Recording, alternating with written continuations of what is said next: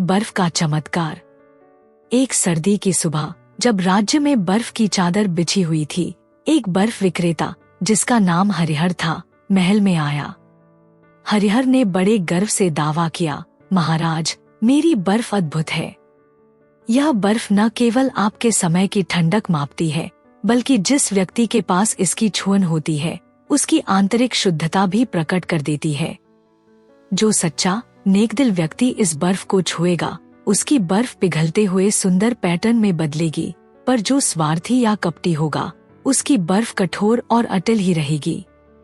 महाराज अकबर ने इस दावे पर अपनी जिज्ञासा जताई और बीरबल से कहा, बीरबल, इस अद्भुत बर्फ का रहस्य उजागर करो। बताओ, क्या यह सच में चमत्कारी है या केवल दिखावे का खेल? बीरबल ने मुस्कुराते हुए उत्तर दिया, जहांपनाह, मुझे कुछ दिनों का समय दीजिए, मैं इसका निरीक्षण करूंगा। अगले कुछ दिनों तक बीरबल ने हरिहर की बर्फ का गहन अध्ययन किया।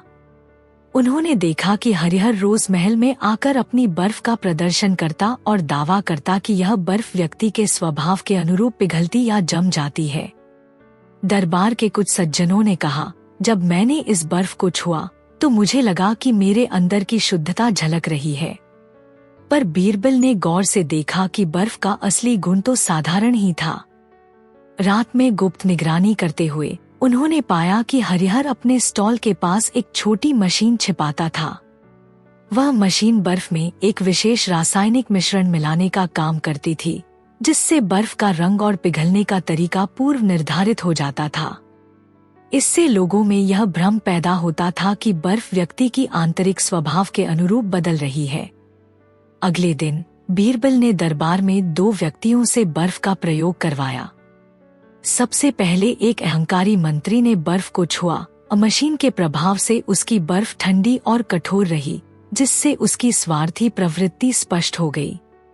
फिर एक विनम्र दरबारी ने बर्फ को छुआ, उसे बर्फ का प्राकृतिक नरम पिघलना महसूस हुआ, मानो उसकी आत्मा की शुद्धता झलक रही हो। बीरबल ने सभा में घोषणा की, जहांपनाह, असली चमत्कार कोई जादुई बर्फ नहीं, बल्कि इंसान के अंदर की शुद्धता में निहित होता है। हरिहर ने स्वार्थ में आकर अपनी बर्फ में कृत्रिम मिश्रण मिला रखा है, जिससे यह दिखावा करता है कि बर्फ आपके स्वभाव के अनुसार बदलती है। असली गुण तो केवल उस व्यक्ति के कर्मों, नैतिकता और ईमानदारी में होते हैं, जिन्हें कोई भी यंत्र बदल नहीं सकता। महाराज अकबर ने बीरबल की चतुराई की खूब सराहना की और हरिहर को चेतावनी दी, भविष्य में ऐसे छल से राज्य की प्रतिष्ठा पर कोई आंच नहीं आने दी जाएगी। दरबार में सभी ने तालियां बजाईं और यह सीख मिली कि असली जादू इंसान के अपने अंदर होता है, न कि केवल किसी दिखावे के यंत्र में। आशा करती हूँ ये कहानी आपको पसंद आया है, तो चलिए सुनते हैं एक और कहानी, ताज का रहस्य। एक दिन महल में एक ताज विक्रेता, जिसका नाम मयंक था, आया। मयंक ने बड़े गर्व से दावा किया, महाराज, मेरा यह ताज अद्भुत है। इसे पहनते ही व्यक्ति की असली पहचान प्रकट हो जाती है। जो व्यक्ति सच्चा और नेकदिल होता है, उसकी इस ताज पर सुनहरी चमक उभरती है, और जो स्वार्थी या कपटी होता है, उसकी इस ताज का रंग फीका पड़ जाता है। महाराज अकबर को मयंक का दावा सुनकर गहरी जिज्ञासा हुई। उन्होंने तुरंत बीरबल से कहा, बीरबल, मुझे बताओ कि क्या यह ताज सच में जादुई है या यह केवल दिखावे का खेल? बीरबल मुस्कुराए और बोले, जहांपनाह, मुझे कुछ दिनों का समय दीजिए, मैं इसका निरीक्षण करूंगा। अगले कुछ दिनों तक बीरबल ने मयंक के ताज का गहन अध्ययन किया। उन्होंने देखा कि मयंक रोज महल में आकर ताज का प्रदर्शन करता और दावा करता कि यह पहनने वाले की आंतरिक शुद्धता को प्रकट कर देता है। कुछ दरबारियों ने कहा, जब मैंने इस ताज को पहना तो मुझे लगा कि मेरे अंदर की अच्छाई झलक गई। लेकिन बीरबल ने गौर से देखा कि ताज का स्वरूप तो साधारण सोने का था, पर उसके कुछ हिस्सों पर अजीब सी नक्काशी और छोटे उपकरण लगे हुए थे। रात में गुप्त निगरानी करते हुए बीरबल ने पाया कि मयंक अक्सर अपने स्टॉल के पास जाकर ताज में एक छोटी मशीन लगाता था। उस मशीन की सहायता से ताज की चमक में पूर्व निर्धारित परिवर्तन हो जाते थे, जिससे ताज पहनने वाले की स्वाभाविक छवि के बजाय एक नकली प्रभाव पैदा होता था। अगले दिन बीरबल ने दरबार में 2 व्यक्तियों से ताज पहनकर दिखाने का आदेश दिया। सबसे पहले एक अहंकारी मंत्री ने ताज पहना। मशीन के प्रभाव से उसकी ताज की चमक अचानक फीकी पड़ गई, जिससे उसकी स्वार्थी प्रवृत्ति साफ झलक गई। फिर एक विनम्र दरबारी ने ताज पहना। उसकी ताज से सुनहरी मधुर चमक उभर कर आई, मानो उसकी आत्मा की सच्चाई प्रकट हो गई हो। बीरबल ने सबके सामने घोषणा की, जहांपना, असली जादू किसी ताज में नहीं, बल्कि व्यक्ति के अंदर की शुद्धता, नैतिकता और परिश्रम में निहित होता है। मयंक ने स्वार्थ में आकर अपने ताज में कृत्रिम यंत्र छिपा रखे हैं, जिससे उसका दावा झूठा सिद्ध होता है। असली पहचान तो केवल उस व्यक्ति में होती है जो अपने अंदर की अच्छाई को समझता है। महाराज अकबर ने बीरबल की चतुराई की खूब सराहना की और मयंक को चेतावनी दी, भविष्य में ऐसे छल से राज्य की प्रतिष्ठा पर आंच नहीं आने दी जाएगी। दरबार में सभी ने तालियां बजाईं और यह सीख मिली कि असली महानता और पहचान केवल इंसान के दिल में होती है, न कि केवल बाहरी दिखावे में। आशा करती हूँ ये कहानी आपको पसंद आया है, तो चलिए सुनते हैं एक और कहानी। खिलता हुआ फूलदान। एक दिन महल में एक फूलदान विक्रेता, जिसका नाम विभूति था, आया। उसने बड़े गर्व से दावा किया, महाराज, मेरा यह फूलदान अद्भुत है। इसे जिस पर भी फूल लगाया जाए, वह व्यक्ति की असली पहचान प्रकट कर देता है। यदि कोई नेकदिल और विनम्र है, तो इस फूलदान में खिलने वाले फूल सुनहरे और रंगीन दिखते हैं, पर जो स्वार्थी या कपटी है, तो उसके फूल मुरझाकर फीके हो जाते हैं। महाराज अकबर को विभूति का दावा सुनकर गहरी जिज्ञासा हुई। उन्होंने तुरंत बीरबल से कहा, बीरबल, मुझे बताओ कि क्या यह फूलदान सच में चमत्कारी है या यह केवल दिखावे का खेल। बीरबल मुस्कुराते हुए बोले, जहांपना, मुझे कुछ दिनों का समय दीजिए, मैं इसका निरीक्षण करूंगा। अगले कुछ दिनों तक बीरबल ने विभूति के फूलदान का ध्यानपूर्वक अध्ययन किया। उन्होंने देखा कि विभूति रोज महल में आकर फूलदान का प्रदर्शन करता था। दरबार के कुछ सज्जनों ने कहा, जब मैंने इस फूलदान में फूल लगाया तो मुझे लगा कि मेरे अंदर की अच्छाई झलक गई। परंतु बीरबल ने गौर से देखा कि फूलदान का आकार साधारण मिट्टी का था, पर उसके किनारों पर कुछ असामान्य नक्काशी और छोटे उपकरण लगे हुए थे। रात में गुप्त निगरानी करते हुए बीरबल ने पाया कि विभूति अक्सर अपने स्टॉल के पास जाकर फूलदान में छुपे एक यंत्र को सक्रिय करता था। उस यंत्र की मदद से फूलदान में पहले से ही कुछ रंगीन रोशनी के प्रभाव उत्पन्न हो जाते थे, जिससे ऐसा भ्रम पैदा होता था कि फूल उसके स्वभाव के अनुरूप खिल रहे हैं।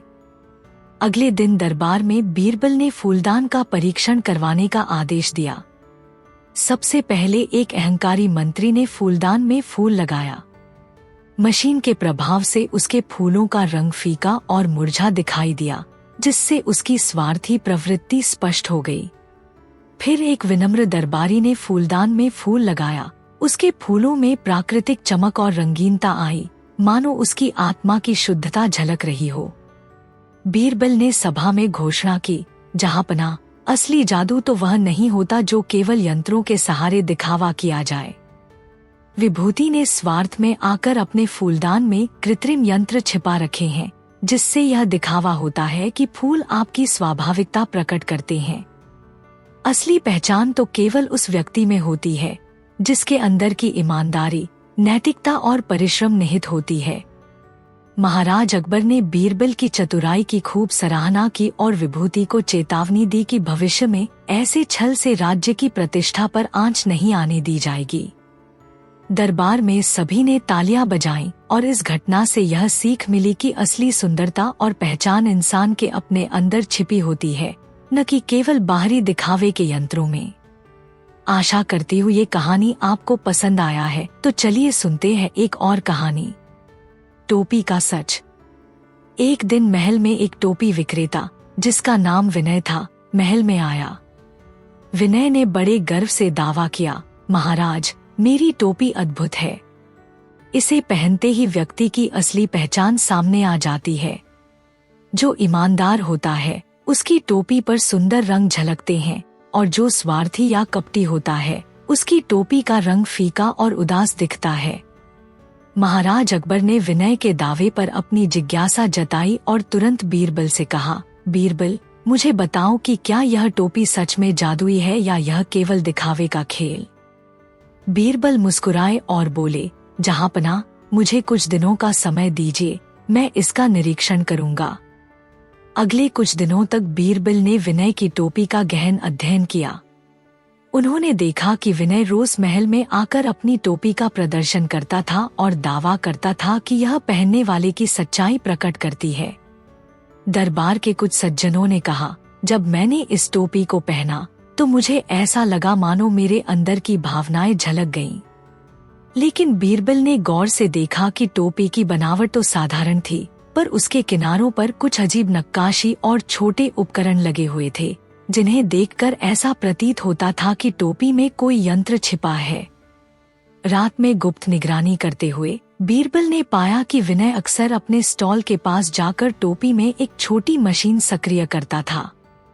उस मशीन की मदद से टोपी पर लगे रंग पूर्व निर्धारित तरीके से बदल जाते थे, जिससे टोपी पहनने वाले के स्वभाव का भ्रम पैदा हो जाता था। अगले दिन दरबार में बीरबल ने 2 व्यक्तियों से टोपी पहनने का आदेश दिया। सबसे पहले एक अहंकारी मंत्री ने टोपी पहनी। मशीन के प्रभाव से उसकी टोपी का रंग फीका और उदास दिखाई दिया, जिससे उसकी स्वार्थी प्रवृत्ति साफ झलकने लगी। फिर एक विनम्र दरबारी ने टोपी पहनी। उसकी टोपी से स्वाभाविक रूप से मधुर और जीवंत रंग निकल कर आए, मानो उसकी आत्मा की शुद्धता प्रकट हो गई हो। बीरबल ने सबके सामने घोषणा की, जहांपनाह, असली जादू तो वह नहीं होता जो केवल यंत्रों के सहारे दिखावा किया जाए। विनय ने स्वार्थ में आकर अपनी टोपी में कृत्रिम यंत्र छिपा रखा है, जिससे उसका दावा झूठा सिद्ध होता है। असली पहचान तो केवल उस व्यक्ति में होती है जिसके अंदर की ईमानदारी, नैतिकता और कर्म निहित होते हैं। महाराज अकबर ने बीरबल की चतुराई की खूब सराहना की और विनय को चेतावनी दी, भविष्य में ऐसे छल से राज्य की प्रतिष्ठा पर आंच नहीं आने दी जाएगी। दरबार में सभी ने तालियां बजाईं और यह सीख मिली कि असली पहचान और जादू इंसान के अपने अंदर छिपे होते हैं, न कि केवल किसी दिखावे के यंत्र में। आशा करती हूँ ये कहानी आपको पसंद आया है, तो चलिए सुनते हैं एक और कहानी। बोलता हुआ तवा का रहस्य। एक दिन महल में एक तवा विक्रेता, जिसका नाम केशव था, बड़ा गर्व लेकर आया। उसने दावा किया, महाराज, मेरा यह तवा अद्भुत है। इसे इस्तेमाल करने से व्यक्ति की असली स्वभाव प्रकट हो जाती है। जो इंसान सच्चा और नेकदिल होता है, उसके हाथ से बनी रोटी का स्वाद मधुर और सुगंधित होता है, पर जो स्वार्थी या कपटी होता है, उसकी रोटी जलकर कड़वी हो जाती है। महाराज अकबर को केशव का दावा सुनकर बड़ी जिज्ञासा हुई।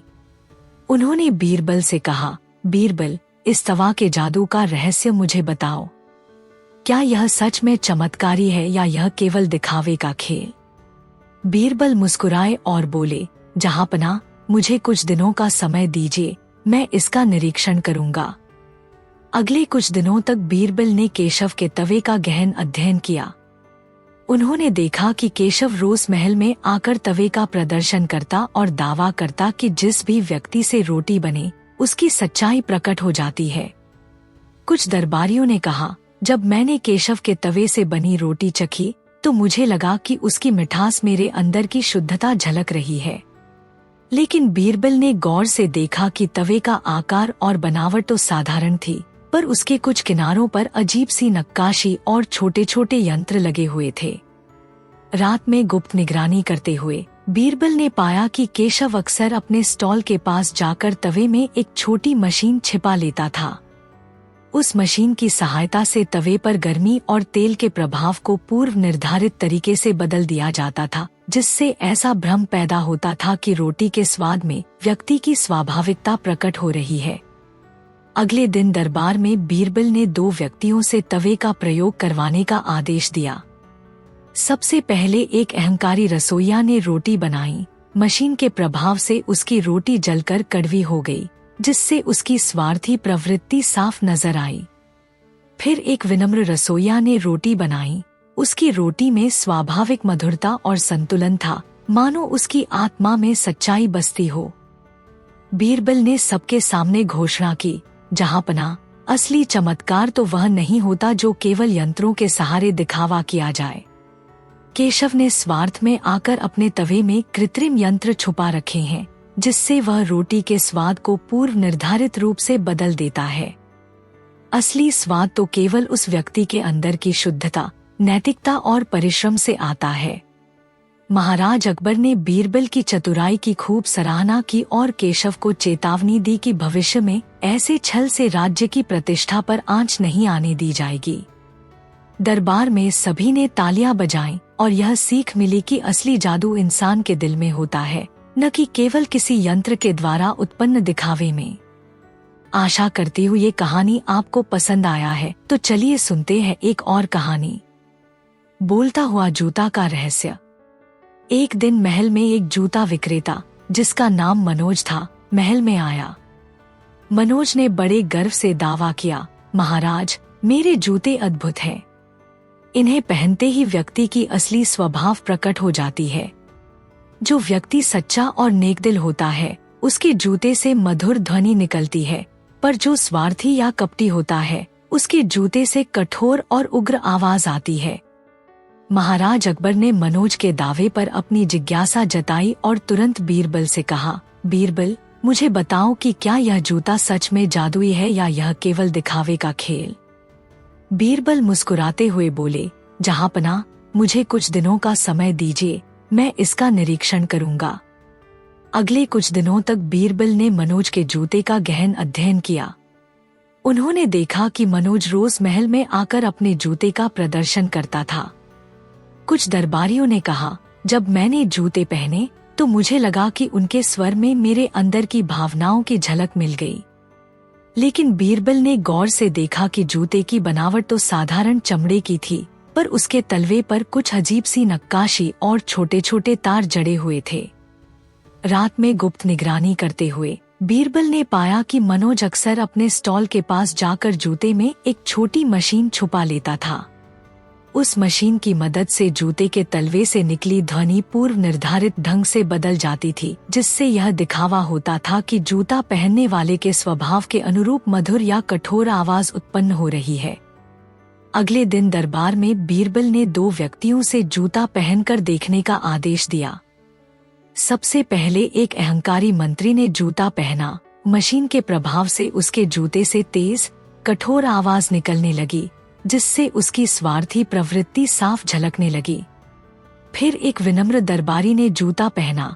उसकी जूते से मधुर, संतुलित ध्वनि निकली, मानो उसकी आत्मा में सच्चाई और ईमानदारी बसती हो।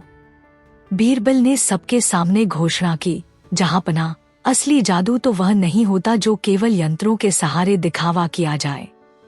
मनोज ने स्वार्थ में आकर अपने जूतों में कृत्रिम यंत्र छिपा रखे हैं, जिससे यह दावा झूठा सिद्ध होता है। असली पहचान तो केवल उस व्यक्ति में होती है, जिसके अंदर की शुद्धता, नैतिकता और परिश्रम निहित होती है। महाराज अकबर ने बीरबल की चतुराई की खूब सराहना की और मनोज को चेतावनी दी कि भविष्य में ऐसे छल से राज्य की प्रतिष्ठा पर आंच नहीं आने दी जाएगी। दरबार में सभी ने तालियां बजाईं और यह सीख मिली कि असली जादू इंसान के दिल में होता है, न कि केवल किसी दिखावे के यंत्र में।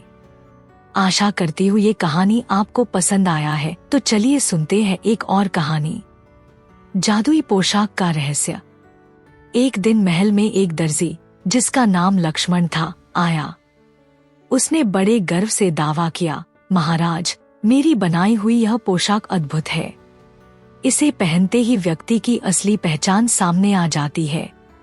जो नेकदिल और सच्चे मन का होता है, उसकी पोशाक में रंगों की रोशनी फैल जाती है, पर जो स्वार्थी या अहंकारी होता है, उसकी पोशाक का रंग फीका और उदास दिखाई देता है।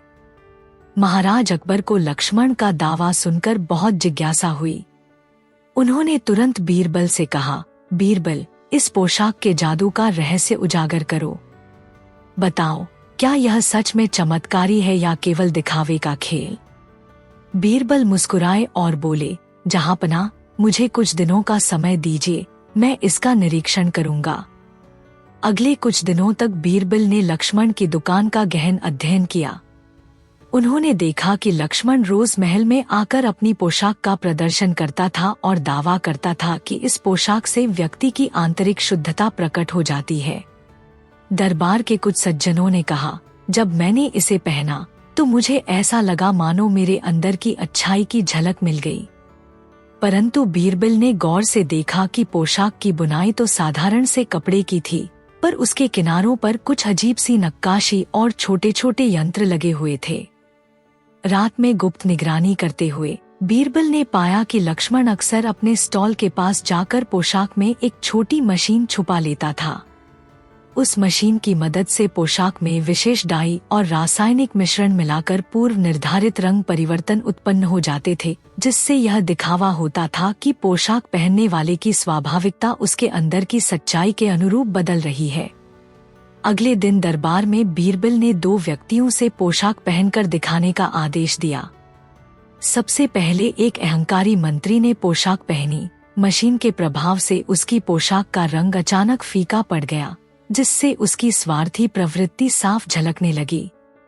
फिर एक विनम्र साधारण व्यक्ति ने पोशाक पहनी। उसकी पोशाक से प्राकृतिक और उज्ज्वल रंग निकल कर आए, मानो उसकी आत्मा में शुद्धता बसती हो।